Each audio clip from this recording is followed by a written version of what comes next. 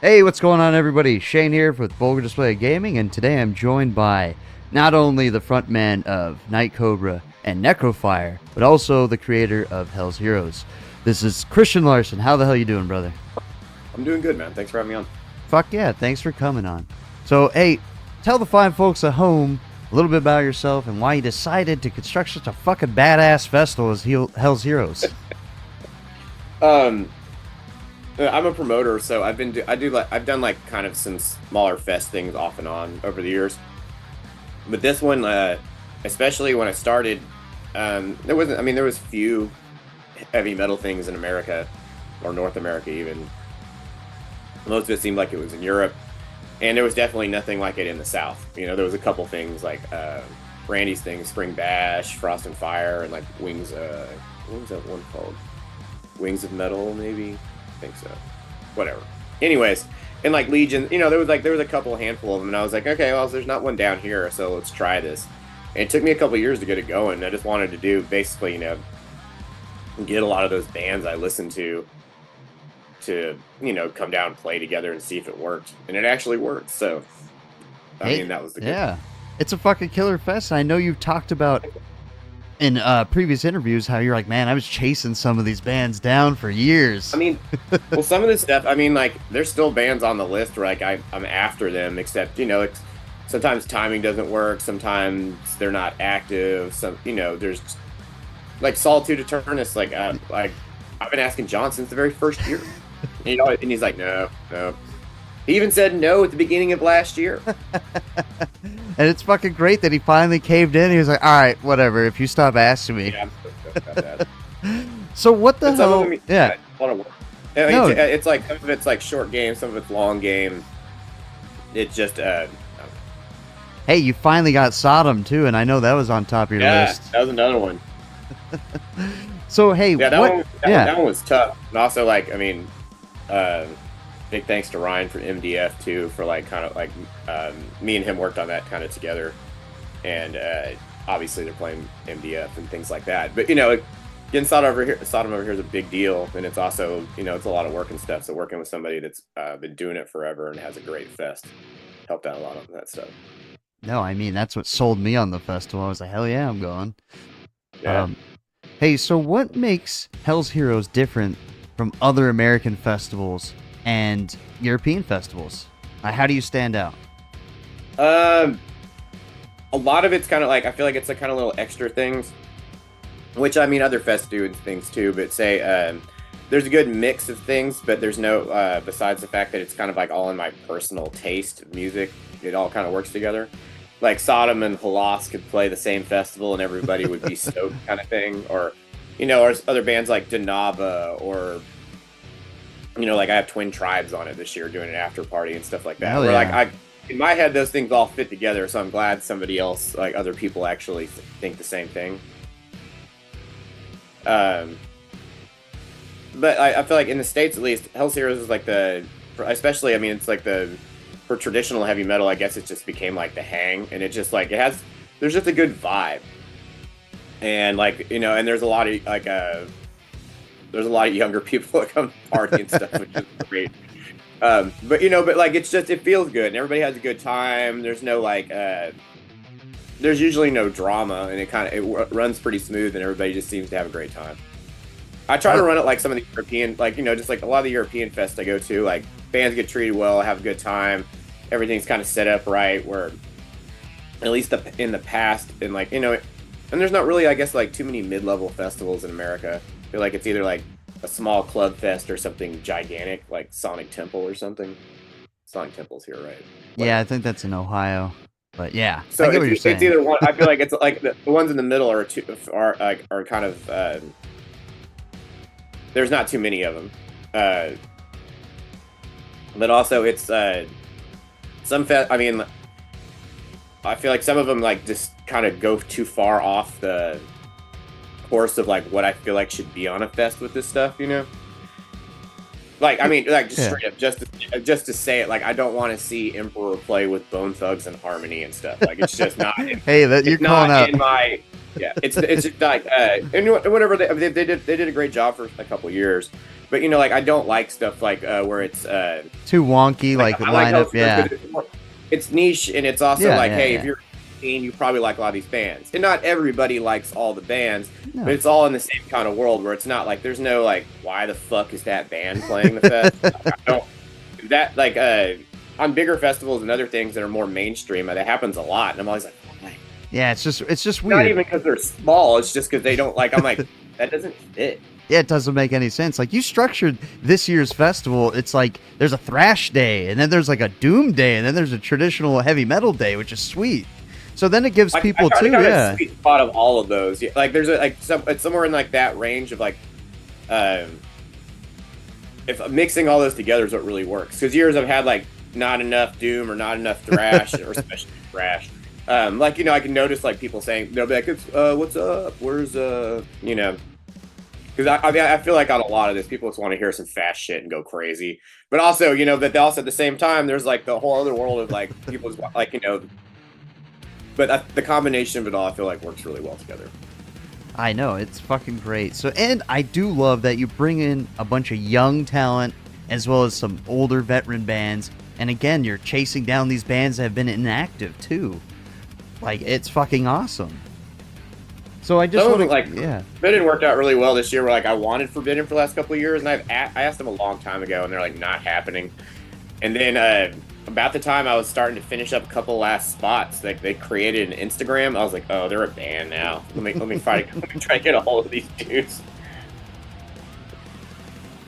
No, it's But yeah, I fucking mean, some great. chasing down guys that don't play anymore is it's a difficult task, especially like at least with like some of them like Solitude Eternus and stuff. Like I know John pretty well. Like I've been on tour with John for like a month, so like I know him and I can just be like, yo, let's do this. And but some of these guys, like I mean, they don't know who I am and I don't know them, and they have maybe played in 15 years, and I'm just all like hunting them down on Facebook, like, hey, do you want to play this show? I can tell. Usually, a lot of times I just don't ever get a response. But but if they don't know any, like if they're out and they don't know anything about any of this, like why would they? Yeah. For Hey, all but- they know, it could just yeah. be like some show with a couple hundred people in Houston. They're like, well, you want us to rehearse for like months to go fly down to Houston to play for nobody? Hey, it's giving you credibility, whatever. some of the bands you've gotten, I'm pretty sure once you got these bigger bands, that's then people are helping like, out a fuck lot, yeah, Bands are having a good time, so then they talk. Yeah. Especially like Possessed last year, Jeff had a blast, and Jeff was like told everybody and posted about it forever. Or Tom G did the same thing, where I was like, "Thanks, dude. This Yeah. makes my life way easier." Then you have bands hitting you up like, hey, can we get on the fucking bill? It's funny because I feel like a lot of the bands that like compared to like I think like how other fests go, like I don't really get a lot of people after me, like say like at least in the music industry, like trying to get their bands on it, which is great because I don't care. Yeah. Most of it, like I don't put stuff on the fest unless I really like so I want it on the fest or think they should play, or just like some stuff I just love the band. So if they have like European bands like Addict and Witch Hazel and stuff, I'm just like I listened to these bands forever, so I'm like, okay, well they're never coming to the States unless I guess I do it. So here we go. I know. But fucking not being great. on that radar, I guess, helped because I don't have to like dodge a bunch of random like, what's this? And then hilariously, a lot of the smaller bands that message me have no business playing the fest. Like it's not even in the right world. Like it's like they saw Autopsy was playing and they're like, we'd like to submit this death metal band. I'm like, this isn't any kind of style of death metal like on the fest. But whatever. No, it's like not like you shouldn't try to get on things and do stuff. It's just like on some of it, like I guess maybe just because it's so niche that like I'm like, you should know better. This doesn't fit. But I guess maybe that's only in my head. No, it's your festival. You're like, hey, this is like fucking the shit I want to see too. I'm sure there's a lot of that. People message me like occasionally I'll get something like Spell messaged me a couple years ago. They're like, hey, can we play the fest? I was like, of course. I was gonna message you about next year. I'll hit you up in a couple months, and they're like, oh, badass. Oh, that's fucking great. So real quick, let's give a rundown. You got more vendors this year, right? More vendors, more food. Another day outside. Like last year, Thursday was inside. But doing the pre-party separate was just kind of like I had so many bands that were big, like they're just like bigger bands on the pre-party that having two posters and doing were kind of just doing it injustice. So I was like, all right, we're just making this 3 days. I know, it's fucking awesome.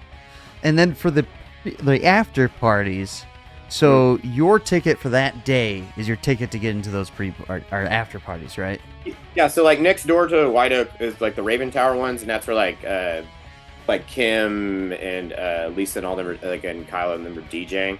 So there's like a big patio you can hang out, or you can hang out in the bar where the DJ is, and just, you know, but just like kind of have some drinks, chill after the show. Afterwards, like in the second stage downstairs is where the after parties are at White Oak. So it's real. I mean, you could just go over there and get a drink, come back, or chill and wait for the after parties to start. And then the other ones are at Black Magic, which is about like 10 minutes from the club. 10 minutes walking or like a ride? 10 minutes, like in a cab. Gotcha. There's just like White Oak. There's nothing else close to put it. And Black Magic's like the metal club in Houston. So, and it's like, you know, it's a small place. It holds 150 people. So out of, you know, if less than 10% of any of the crowd showed up, it'll be packed, you know. So, yeah, that's my next point is, so it's all first come, first serve. Hopefully you can get the fuck in, right? Yeah. Usually, like, in the past, there's, like, what is it? Like, there's enough, some people have to go to bed. Some people don't care to see it. I don't know. It usually works out pretty well where it's not like the after parties are crazy. No, so, what time do the after parties, like, go till then? Like, usually probably till, like, 1 maybe? Well, the ones at Black Magic go all the way to, I think, 1:15, 1:30. Gotcha. White Oak one goes to about 12:30. And the DJs at Raven Tower go till 2. Sweet. So, speaking of those times, are there any, when are you guys going to start posting set times? Probably, like, later? Maybe next week. Next week? Oh, sweet. I'm just getting our graphic designer to put them together so I can post them, so... Hell yeah, because I know me and like a bunch of other people going to fest are like, yeah, fuck, we gotta plan funny, our like, days. People started asking like what times, what is it? Like people started asking about like what time stuff starts. I had like the venue sent out an email. Everybody bought tickets. Like the show starts at this time, and then everybody just keeps asking. So I'm just like, I need to just post the times. That's fucking great. Anything else you want to talk about with festival-wise? Any last-minute things we need to know? Tips and tricks? How do we stay alive during this fucking madness? I mean, just hydrate, I guess. I mean, because it's funny because it's Texas, so even though people are leaving the north and it's like negative 10 degrees, like, I mean, it was 80 here last year. One day was like kind of like overcast and was like, all right, it wasn't too bad. And the next day was just pure sun. All the Canadians were like, it's way too fucking hot. Which is funny because it's not even hot at all for Texas, but whatever. No fucking humidity, right? That's what I hate about Houston. I'm sorry. So much humidity here. It's terrible. Swamp ass sucks. Yeah, it does. But I think that's about it. Everything, like, I'll post some, like, stuff for, like, people to go to and, like, you know, just stuff I recommend in town and stuff like that closer to the show. Oh, I know you talked about some cool record stores or, like, another place to eat or something. Yeah, there's a couple record stores, some restaurants, like taco places, barbecue, stuff like that, so. Sweet. So now I want to get into some fun stuff. So there seems to be a lot of strong American and Canadian black metal bands emerging, like Holder, Wayfarer, Lamp and Murmur, Spectral Wound, etc. And it's obviously no secret your two favorite subgenres are black metal and traditional heavy metal. Yeah, of course. Yeah, and even these great like black metal tours coming around in the States, like the one you're about to be on with the Decibel tour. What do you think about the current state of North American black metal and even traditional metal? How do you think these scenes compare to the European scenes right now? The European, like, well, at least like, the American black metal scene is definitely getting like has like a lot more, I would say, solid bands, like all the ones you named, like Departure Chandelier. There's a list of like we can keep going like strong. I feel like the American black metal scene is strong. The European one still, it's there's just way more of them, and there's way better ones. I don't need, like, not to talk shit about any of the American ones because the American ones are good. Yeah, it's just like there's, the European scene you just can't fuck with. I mean, there's like in the American scene, honestly, it's different and it should be different. So it's not like you can't. It's not comparing like it's apples to oranges, but you know, whatever. Like there's good bands in both of them, and it's just good to see it. But glad to see a lot more like at least American ones coming out. So it makes it like not where it's like, hey, cool, we have to play with death metal bands all the time or something with Necrofier, you know. No, because it doesn't like you know yeah, like I would like really I don't fit. mind playing with death metal bands, but I would prefer to play with black metal bands. Like it's just you know, within those two scenes, it's like I mean, there's a ton of people that like only listen to death metal and like black metal sucks, or vice versa. So you know, it's something like you know in that range. No, it's fucking great. And it even comes down to how what you just said. The scenes are completely different. American black metal is its own thing, and yeah, it should be. It should be like for example, like Wayfarer. That's like fucking like American like Western black metal. I mean, which yeah, is it's a American cool theme, theme, you know. and like those dudes, like they're progressive enough where like they don't sound like anybody else. No, it's fucking great. And then even with Necrofier, your guys' stuff, Total Southern Darkness, or fuck, I had it. Sorry. Again, we talked about this. I'm pretty rough today. Saw Fugitive last Just night. the record down, it'd been easier. Yeah, it's like, what is it? I had it written down, but it's somewhere in my notes, and I'll probably get to it. But I just want to say, with Necrofier, you guys injected like a Southern kind of twist on it as well, like selling your soul, that kind of shit at the crossroads and everything, which is fucking cool. Yeah, because like a lot of that, yeah, because it was kind of throw some stuff in that like it's like tie us to the South a little bit because that's where we're from. You know, like not like to go like not like it doesn't have to be everything about us is like that, No, but you know, say especially if you compare it like say like the first couple waves, like you know, first, second wave, or let's go second wave black metal. Everybody's from Scandinavia, so everything's about like frozen north and all that stuff like that. So it's like comparison is like to have that. It's like this thing about stuff that's like us, but it's not like from where we're from and like stuff that relates to us and that thing rather than like, you know, like even though like my family's from Norway, I don't need to sit around and sing about Viking stuff or whatever things because like I live in Texas. I grew up in Texas and it's cool my heritage from there, but like it's just like I feel like it's more genuine to sing about like, you know, the shit you've been around, grown up around. Yeah. So again, that leads me to there's a lot of great bands coming out of Texas in the recent past. Fucking I don't know how many decades. Coming from Texas, are there any bands or musicians that have made an impact on you and your sound that fans might be surprised to hear? Like any curveballs out there? I mean, Rocky Erickson a lot. 13th Floor Elevators. I mean, it's not anything new. Like, but old shit, whatever, like you know. Everything in this to do with Rocky, like forever, I've really loved. More curveball stuff like in that range, like the Black Angels, especially like their early stuff. Cool. Hell yeah. You know, when I was growing up, like in Texas, Dead Horse was like the band. Like when I was a teenager. So I mean, that's like years and years ago and stuff like that. You know, or even like I mean, like I was a kid in the '90s, so like you know, like I saw Pantera when I was 16, stuff like that. That's like, fucking awesome. That influences your sound, obviously. Yeah. You know. So I mean, that's like just all stuff. Like I mean, it's legends and things like that. Like you know, just been around forever. Like, but Texas has a lot of great bands. Just like kind of, especially a lot more like bands getting noticed lately too. Like especially like in the Dallas scene with like Frozen Soul kind of like doing so well. There's a ton. Love Frozen Soul.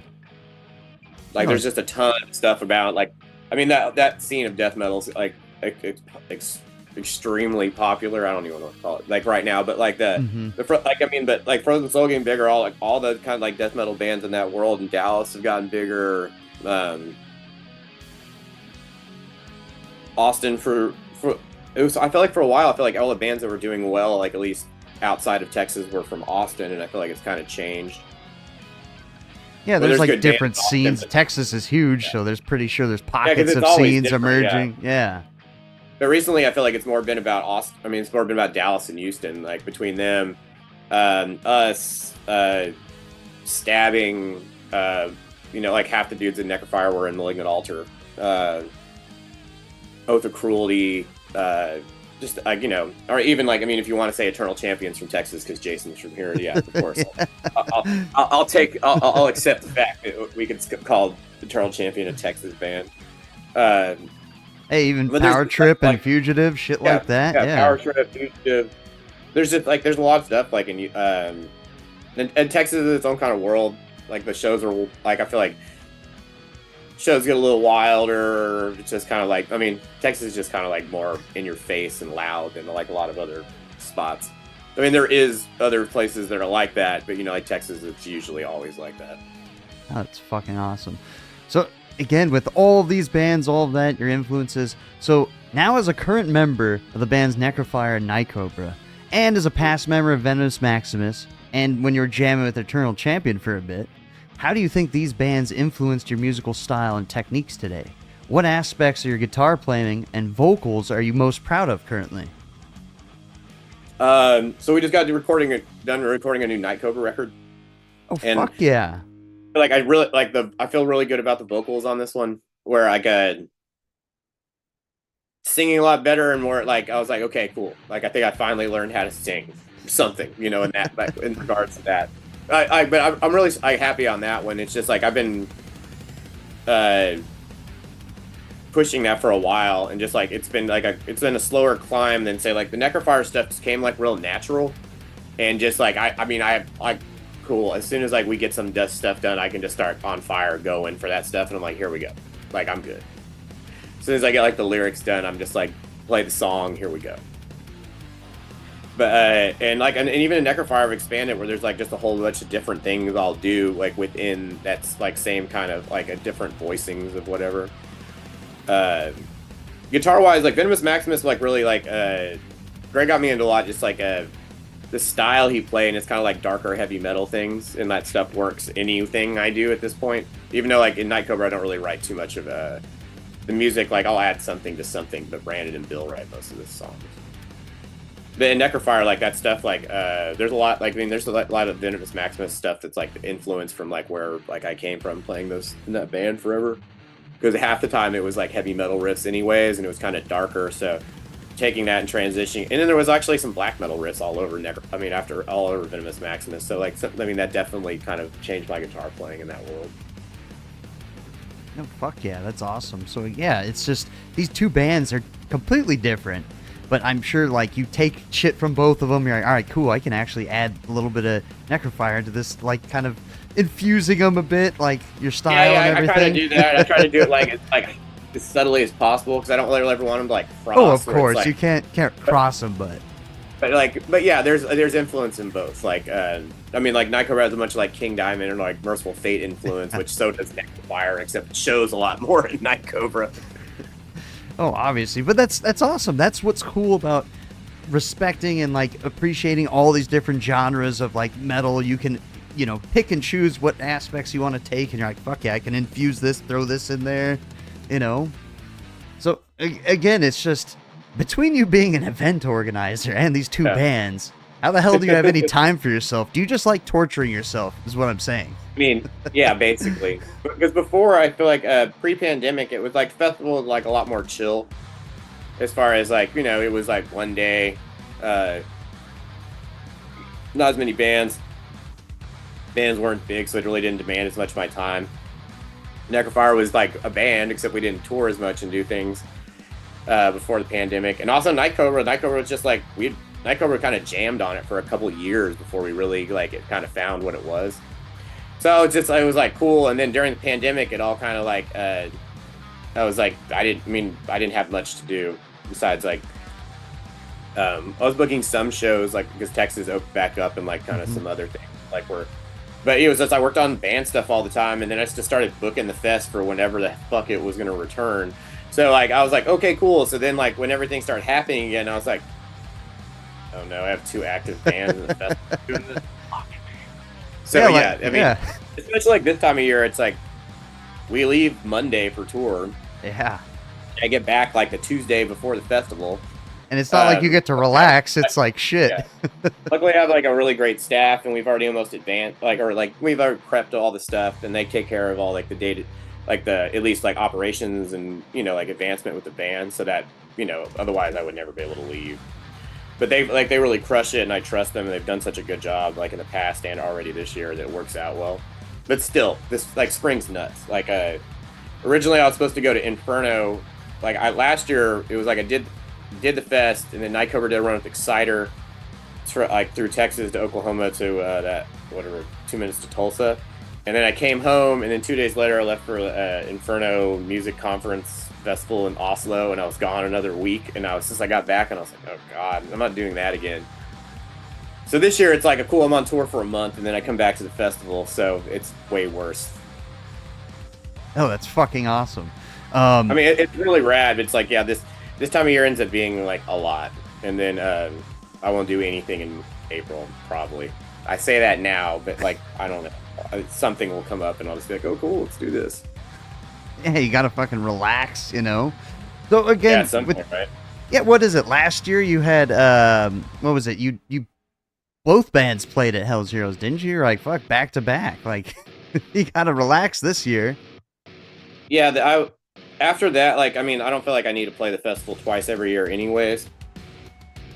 So I kind of like, let's just switch it off. Like, we'll put Necrofier on the fest this year. Night Cobra can play again next year or something. Like, because both bands fit on the fest really well, except, yeah, like, I mean, there's so many bands I really want to get, especially, like, in the same kind of, like, they're about the same size as us.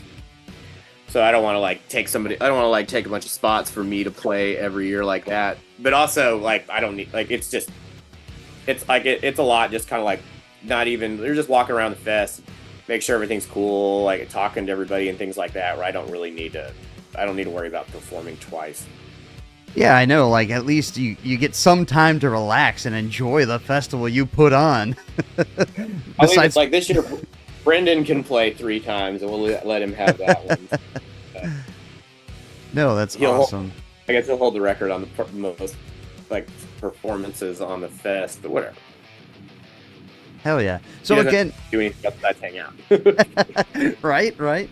So again, talking about Night Cobra and Necrofier, how do you guys carve out your own unique sound while paying homage to the bands you fucking love in both those genres? You know, it's not same cookie cutter bullshit, you know, with you guys. At least I feel like with Night Cobra, I feel like it's more because, like, a lot of the band has, like, background in punk and things like that. But they also, like, you know, everybody's into heavy metal. So I think, like, the combination of that kind of makes us, like, a set's a little different than, say, everybody else. Especially, like, right now, like, there's a lot of, like, heavy metal coming out where, like, I feel like heavy metal's became, like, a little cool at the moment. So, which usually means there's a lot of bands that come out, the sound is all exactly the same. And none of them are really bad. There's just, you know, It's just like, you know, this happens in every genre. But yeah, like, I really, like, I don't know, especially anything I play and strive for it to be a little bit different. Because you don't, like, you know, you can't, like, it's not reinventing the wheel, but you don't want to just do something that's the same old stuff. Necrofier, I feel like there's a lot of stuff, like, there's just, like, so many different styles of black metal, and usually just kind of influence, like, come up with, like, an idea of where we're trying to go for the record, and then kind of go off that. But especially with writing and then Dauber being in the band, it's like there's a lot of extra stuff that, like, you know, and, like, Dauber's really talented, like, as a musician. So, like, especially in Necrofier, it gets pushed a certain way where I'm, like, already kind of trying to write stuff that's a little bit different, and then his drumming and even just, like, guitar playing other stuff that helps influence it, where it's like it doesn't become the same old thing. No, it's fucking awesome. So hey, with the successful releases from both bands, what's next for you and them? Are there any plans for exploring other sounds or themes? Anything we can expect from the bands as far as tours or other festivals? Like, what's going on in the world of both bands? Necrofier, like, we're doing the Decibel tour next. Then, after that, we're playing Milwaukee Metal Fest in May. And I don't know if we're doing a little tour this summer, or we might start working on a new record. The next thing I think Necrofier does will probably be, like, a little more dark. And just kind of, like, I would say, like, I don't know, like, haunting and stuff, like, not like haunting as in the word, not as in the band. But, like, just, it'll be it's like it'll be what you think as Necrofier, but I think it's gonna be, like, a little more in that kind of, like, world. Night Cobra, Night Cobra, the new record's faster. I got on a lot of spots, like, I would say more speed metal, and it's more Merciful Fate and speed metal influenced than, say, maybe the previous one. but at the same time, still sounding like Night Cobra. I just feel like Night Cobra one just sounds. I feel like Night Cobra got a lot better on this record. You know, just because whatever I'm like finishing up, like I'm waiting to get like the last of like an edit so I can send it off. Like Arthur Rizik's gonna master it, so Hell yeah, he's fucking great. yeah. So I'm really excited about it. Who hasn't he mastered for at this point? I know he's done a ton of stuff, and Arthur's great. And he's been like, we wanted to mix something for us for a while, so I was like, all right, cool, we're gonna do it. But so it's finally like, yeah. I'm just waiting for like I think one more song to be like, cool, this is all good, and then it goes off to him so he can mix it. No, so yeah, what you were saying, you want a more haunting, kind of like creepier record, more dark for Necrofier. Yeah, Necrofier is gonna go like that next record is gonna be like a lot of stuff that's like since the last one I've been writing and things like that is all gone in that direction. So I'm not exactly sure what like the whole concept of the record is gonna be about like at the moment. Like I got a couple ideas, except I'm not gonna like. I don't want to jinx it or anything. Yeah. Keep that to yourself. I want a surprise. But the sound and stuff like that will be like, I feel like it's going in like a darker direction. And actually everybody else was kind of like we talked about it and it already came up. They're like, hey, we want to do this. I was like, cool, because that's already what I kind of wanted to do. So all right, we're all on the same page. But yeah, that's kind of like the idea for both bands. I feel like at least musical direction. The Night Cobra one's already done, so there's no like. I don't know what the fuck record 3 is going to sound like. We'll figure that out later. You know? No, because what I wanted to say was the opening track off of, I have it right here, Burning Shadows and the Southern Night, that Fall from Heaven, like that intro, that could be off a fucking Exorcist movie or like a horror movie right there. I just imagine people sacrificing, things in like robes and shit. That one came cool because like we were talking about it. I was like, we need to do a cool intro piece. Yeah.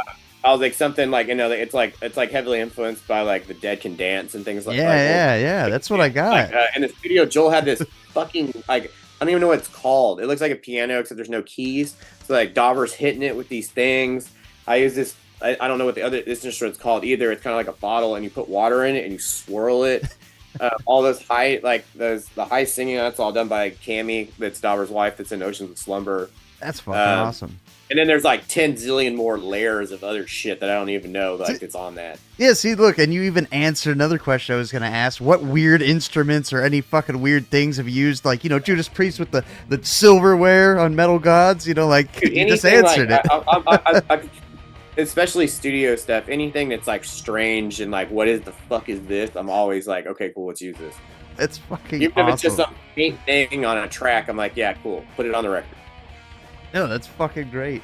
So again, talking about recording your album with Necrofier, you said you went to New York to record it because you're like, fuck it, I like getting out of town because I have no distractions, I could get it done.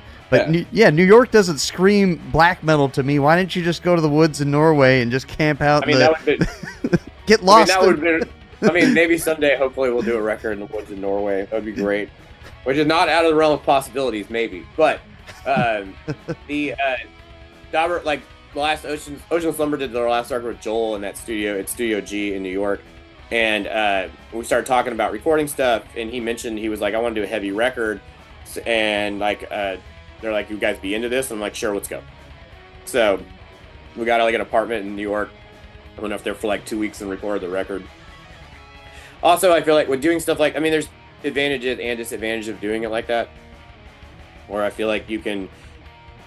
I do like it where you're just working on the record all day, and that's like the only thing we're doing. It's like wake up, get some food, go to the studio, work, go eat lunch, come back, work, done, go eat dinner, fuck around for a little bit, go to bed, and then repeat forever. I mean, not forever, for for a while. There is advantages of recording at that, here or like at home studio and other studios, stuff like that, where you can spend more time and get. A little bit more relaxed, but at the same time, like you said, it takes longer. Yeah, the process can like end up taking you months, which is fine too. It's just a different thing. But I do like it with like where you like really prep everything out and you just go in and just you execute the stuff you do and you have a little bit of time to mess around with some extra stuff. But it's fun. No, Like that's either, great. I mean, either one's great, but yeah, like I do like it when it's like you're just working on the record and the cool stuff. So, hey, does the location impact the sound? Or, like, have you ever been like, hey, here's what we're going to, but hey, we're here, so this is kind of like, yeah, getting inspiration. But, I I feel like mean, maybe if we recorded somewhere that was like in a cooler, studio in the middle yeah. of nowhere, but like in New York, it was just like cool, we're recording a studio Yeah, and because, I like mean, we're. I didn't hear no songs about, like, trash or rats on the record, you know? Yeah, I mean, like also, yeah, like I mean, we don't live in New York, so whatever. But I mean, I don't know, like New York might have had some influence on the feel of it, but like I mean, like Mhm. lyrics and everything else was already written before we went there, Yeah, so it yeah. wasn't gonna change anything. But I mean, New York itself is like an. I mean, I don't know if I'd move to New York, but like being there for a week or two is great. Like, don't have to drive. You take the subway everywhere. There's things everywhere. You know, lots of walking. Like I Oh, enjoy yeah. all that stuff. Yeah. But, hey, speaking of New York, I gotta say, I fucking love the Night Cobra video for Escape from Earth. It definitely shows Thanks, man. your love for John Carpenter's Escape from New York and a narrative-driven approach to music videos. How important are these themes and storytelling in Night Cobra's music? And can we expect more? Like, come on, there's got to be Yeah, Prince I've of been trying to figure Darkness. out like. Can you do a Prince of Darkness Yeah. video? Because I've been trying to figure out something else to do for the next Night Cobra record. I won't say it because then it won't be a surprise. But like this, the Escape from Earth is like the you know like because Escape from Earth was supposed to be the third That movie in the video's series fucking, that ever happened. yeah, it's Escape so from LA great. bombed. Yeah. So I was like, okay, cool. Let's just make like a homage to this, What it would but be. like this. Yeah. And also, especially with that, like you know, music videos, I go back and forth between like, oh, it's a live video, oh, it's a story, oh, the band plays. Now it's like now it's just probably best to do a mixture of both. Hmm. But like but if the band's in it, I feel like it's like you know like Night Cobra, it works better. You could do like we can do like a whole thing like that, and it works real easy. Like Necrofier, we did it in one video, but I feel like that's as far as it's gonna go. Like but like that like I really enjoyed that where it's just like it was because it was during the pandemic and we just like went out and just shot a bunch of Yeah. different locations, did some stuff, and like there was no time limit on it, so it was just like okay, cool. But it was like shooting, I mean, for sure it was like shooting a short film. I know, it's fucking awesome. You play a good Kurt Russell, by the way. Thanks. You know, so again, like, come on, you get like try to do. I'm gonna pry a little bit more. I really want you to do like, what about the Thing, or like, come on, Prince of Darkness. Fucking Alice Something will Cooper's got to happen, get in. for sure. Oh, that's awesome. It's fucking awesome. And again, talking about your sound, you've recently talked about your preference for specific gear, such as like your Marshall Silver Jubilee, and that you use during recording. And when you're going to go on tour, you're going to be using a Marshall JCM 2000 for your upcoming tour. Can you delve deeper into how your choice of equipment influences the sound and atmosphere you aim to create in Necrofier and Night Cobra? Are there like certain combinations that work only in the studio and like if, live? Well, at least in like I don't play guitar in Night Cobra at all live, and then in the studio usually if I throw something on there, I just use whatever Brandon Bill's using. Or actually, I made Brandon. I think I used Brandon or one of them used like Jubilee on the Night Cobra record, and then we used I can't remember what the other thing we used was. I think Brandon uses Plexi, but on and Necrofier stuff, I really like the Jubilees. They've been my favorite amp forever, and I'd probably use it live if I had a newer one. Except I haven't really messed with getting one. Yeah, I wouldn't want to ruin that. That would suck. Yeah, I'm definitely not taking my old one out. So like, because it's like the 90 or the 80s. The 80s something. Yeah, the 80 anniversary one. It's too rare now, so I'm like this. Like you're not leaving the house. But I've been tossing around the idea of getting a newer one. Like Cobra actually texted me a picture of one that was at like Guitar Center used, and I was like, maybe. But the 2000s, like 2000 sounds great, and it's got like a tons of gain, so it works good. You know, like for what I want to do, and I don't have to run an overdrive pedal on it at all. So my friends was selling one, so I got it and then got it cleaned up, and I really like how it sounds. So I've just been using that live lately. No, it's fucking awesome. Again, it's just you can only use certain shit on the studio, and then certain gear live. What about guitars and everything? Any preference on your guitars? Well, guitars, like I played Gibson forever, and I still like have like a bunch of old Gibsons. Except a couple years ago, I got endorsed by ESP, and I've been playing like the E2 Arrows from them, which I love. On some of it started off as something like I was like maybe I should, like I'll try something new, but also like I don't like I'm like all my old guitars don't need to like gear, like don't need to leave the house. I didn't realize that some of them appreciate it so much. Where I was like, oh shit, that's like I'm not taking that anywhere. Yeah, I don't want to fucking break this one. Because like the E2 Era, it's a nice guitar and it's not cheap, except it's like the difference between like say if something happened to that versus if something happened to like Gibson from the 70s is like $90K. So I really like that. I mean, the Arrows, like that guitar is amazing. Like it sounds good. I customized it a little bit. Like I put like a pick guard on it and gold hardware and some stuff. And it looks kind of like the way I did it. Kind of looks like it looks like a hybrid. I would say kind of a classic guitar, but like modern guitar, somewhere in the middle. No, it's fucking awesome. You want it to be comfortable when you're playing it, especially if you're going to be taking it out. Yeah, comfortable, and also like there's a certain style I kind of like try to keep. So like now, like the way I customized my ESP, and now it looks like how I would want it to. So now I'm like, I love it. Hell yeah. So again, we touched on it before. You're all these things. You're a man of many hats. You're in 2 bands. You're a festival promoter. Like, how has this helped you as a musician to understand both sides of it a bit more? You're like, cool. From me booking bands, I understand how I want to be treated so I can book them better, stuff like that.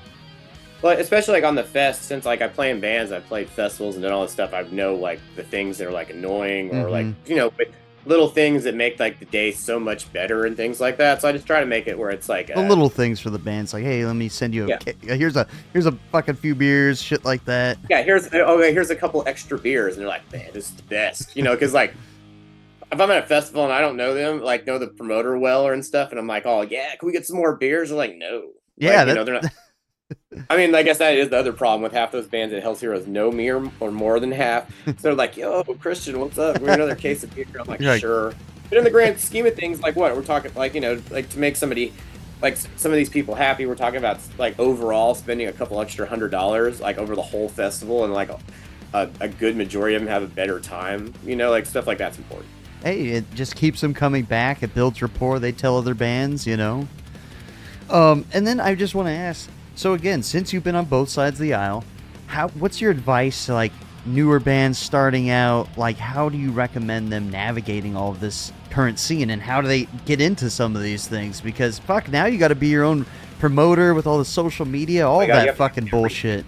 Yeah. I mean, basically, you just have to like on most of it, it's just like you create a good band, and then you like I feel like if you create like you have good music, good name, good art, like all the things. And then you put it out there, and you just kind of I don't know how it really fucking ever happens, but just like push it, and then but it's more like creating something and then drawing people to it rather than always having to push it down someone's throat. Like there is some aspects where you would need to chase some things and do some stuff like that, but like if you build something like that and it's good and people start getting onto it, then everybody else will kind of come, if that makes sense. Like say, of course. Even me, like. If you start a good band and it like everything looks cool and it sounds good, and I'm like, oh, what's this? I'm like, okay, this is cool. Like I should put this on the fest. Where, like you could have a band that's half decent and ask me about it a bunch, and it might not have the same, thing. Yeah, because like what I'm saying is it just sucks. I've seen really good fucking bands like on the local level, but they have no social media presence. And like nobody knows about them. Yeah. It kind of sucks. I mean, on now. Some of it, like on that range, it's just like a lot of it's just like become friends with the bands that are in your scene. Yeah. Especially the bands in your scene that are in your city or your state. And then and it's just like play with those bands when they come through. Or if you do a tour, try to like when you play those cities to play with them there, and just a lot of that stuff just being involved. Networking, it's like probably is the big thing. Yeah. Because even like with Hell's Heroes, I think half the stuff worked originally starting easier because I knew, like the first couple years, I knew almost every band on the fucking fest before I had them, except for like some of the older guys and stuff like that. But like knowing people and just like having like making friends and stuff like goes a long way. And also just like if your band's associated with another band, then people might hear about it or like check in and stuff like that. Hell yeah. I mean, that's all. Hey, that's great advice, and hopefully bands, people watching it can take heed and fucking keep going. So again, before we go, is there anything else you want to plug? I know you got your Decibel tour you're just about to go on, which I hope everybody fucking catches that. That's what, about a month long, these string of dates? About a month. About a month. And then after you come back for Hell's Heroes, anything else you want to plug? Any bands we missed? Anybody you want to say, hey, go check this shit out. Go check our new record out. Go check everything out. I have a new goth project I started doing called Material World. Fuck so, yeah. If it's like, wait, here's the tape. Wait, I just saw you post about this. I didn't know that was yours. If you're into Sisters of Mercy and stuff like that, it's for you. Like, check it out. Like, it's on Bandcamp. I think it'll be on everything else, like, maybe later this month. Hell yeah. And then again, I'll put all your socials, everything in here so we all know where to follow you at. But that's fucking cool. I thought that was something like you're like, oh, hey, check this out. I didn't know that was yours. Sorry. Okay, so that was on me. The other thing I listen to a lot besides black metal and heavy metal is dark wave. Like, probably more dark wave than anything. So, like, probably why you got Twin Tribes to play. yeah, of course. Like, I've been booking Twin Tribes for years before they even, like, I know. They're, like, probably like one of the biggest bands in that scene. Like, their whole California tour, I think, just sold out. But that's fucking awesome. Yeah. No, that's fucking great. Anything else? That's another like fucking it ties in. Like, I feel like some of that, especially now, there's a lot of like post-punk dark wave that's like really punk influence. And like that stuff can totally play at Hell's Heroes, you know? It's fucking killer. It's like a mellow vibe. It's like, all right, here, you guys are fucking had this all day. Let's just mellow out for the evening. It works later in the set to me, later in the day. Yeah, sure. It's fucking killer. Yeah, because you can't throw it in at a time where everybody's like, let's get down, you know, like let's go. Yeah, right. Yeah, like especially the dancier stuff works like the punks, like some of those punk bands can maybe work for like some different times, but like the Twin Tribes and dancier stuff for sure works better in that time frame. Fuck yeah. So again, Christian, I want to thank you for your time. I appreciate you talking to me. I want to thank everybody for watching. Sure. Please check out Necrofier, check out Night Cobra, catch the Decibel tour, and Hell's Heroes is almost sold out, so please, get some fucking tickets for that. Anyway, thanks everybody. Take it easy.